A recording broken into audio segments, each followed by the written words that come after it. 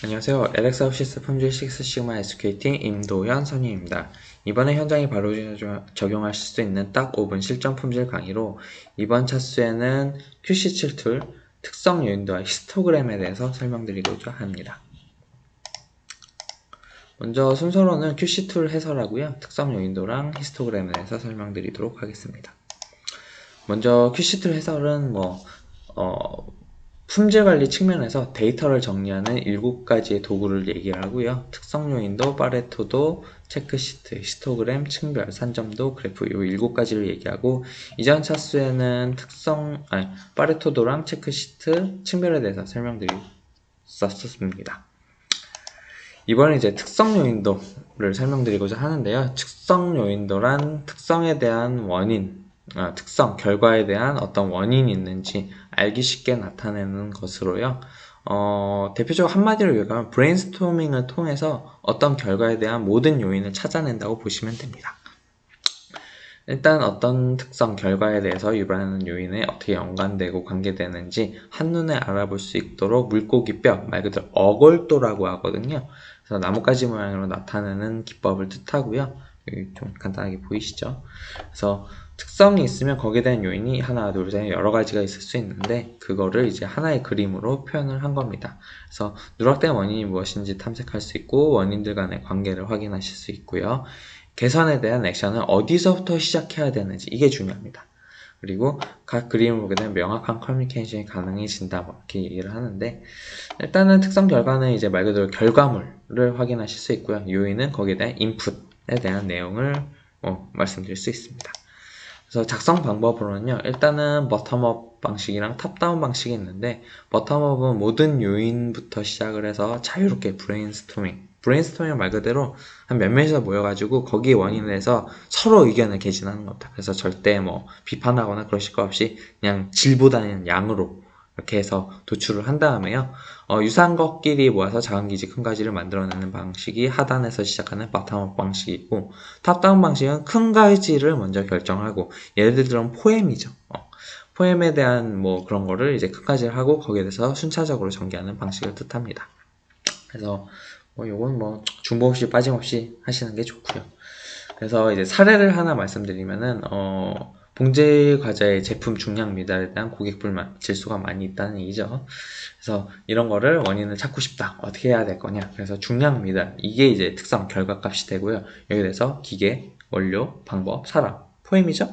그래서 포엠에 대해서 큰 가지를 먼저 지우시고 여기에 따라서 작은 가지를 이렇게 해가지고 왜 중량 미달이 유발하게 됐는지 그런 거를 세부적으로 이렇게 물고기 뼈 모양으로 생겼다고 해서 어골도라고 합니다.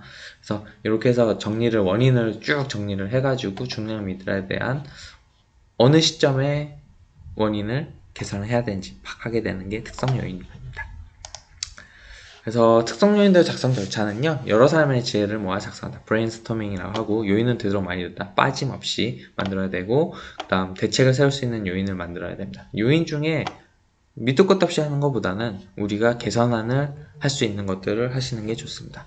그래서 서슴없이 고치거나 새 것으로 만들어내시고, 되도록이면 수치로 나타낼 수 있는 것으로. 특성을 정할 때는 이 나쁨으로 하시는 게 좋습니다. 그래서 이렇게 해서 이제 특성 요인들을 작성하시면 되고요. 다음으로는 히스토그램입니다. 히스토그램은 표로 되어 있는 도수 분포를 그림으로 나타낸 것으로 도수와 그 다음 계급, 가로축, 계급 같은 거를 이렇게 해가지고 그 해당 데이터에 대한 분포와 평균 중간값, 계급의 중심치, 그 다음 분포, 산포 정도를 확인할 수 있게 하는 게 히스토그램입니다. 그래서 데이터를 몇 개의 구간, 층별이죠. 구간을 나누고 각 구간에 포함된 데이터 수에 따라 막대 그래프를 나타내서 데이터의 어떤 값 중심값으로 분포해 있는지를 조사하는 데 사용되고요. 중심 위치나 산포의 크기를 알 수가 있습니다. 그래서 품질 규격 대비해서 불량률을 추정할 수 있고 공정 능력, CPK를 평가할 때 이렇게 히스토그램을 활용하게 됩니다. 그래서 형태에 따라서 이제 해석하는 방법이 있는데요. 좌우 대칭형, 이거는 정상적형이라고 하는데 이거는 표준 분포랑 똑같습니다. 그래서 가운데 평균치를 두고 양 사이드로 동일한 분포 사이즈로 이렇게 분포가 잘 되어 있어서 산포의 크기에 따라 뭐 뷰의 분량이 얼마나인지 검토할 수 있고요. 그리고 이 빠진 형이라고 있습니다. 그래서 높은 값 꺼졌다 높였다 꺼졌다 이렇게 머리빗 형태로 나타나는데 이거는 이제 개인 측정 문제나 그런 거를 측정상에 이제 문제가 있을 경우에 이런 경우 발생하는 경우가 많고요.